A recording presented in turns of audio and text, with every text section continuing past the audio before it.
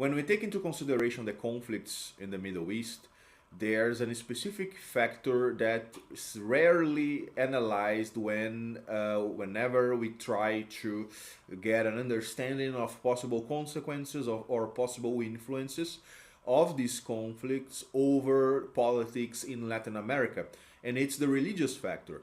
But not the religious factor regarding, for example, the possibility of spillover of these conflicts to Jewish and Muslim relations in Latin America. But we are talking specifically about Christians in Latin America. In what sense?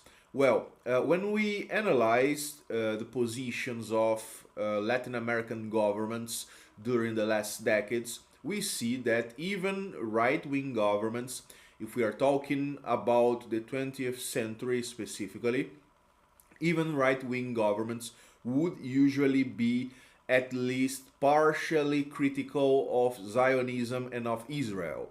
Why? Because at the time, even the right-wing governments, specifically the right-wing governments, were extremely connected to the Catholic Church, which has an understanding of the situation in the Middle East that's not favorable to Zionism and to Israel because, of course, of differing interpretations of the Holy Scriptures.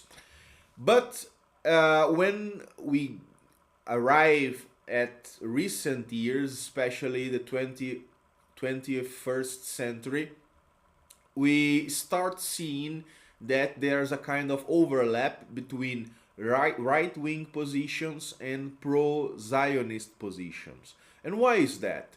Well, the only difference that we can find for example, between the 50s or the 60s of the 20th century and the recent decades is the fact that during this period, the the demographic representation of evangelical Christians, specifically of Neo-Pentecostal denominations, has grown to become an important part of the religious demography of Latin America. For example, Brazil has now 28% of the population belonging to evangelical Neo-Pentecostal churches.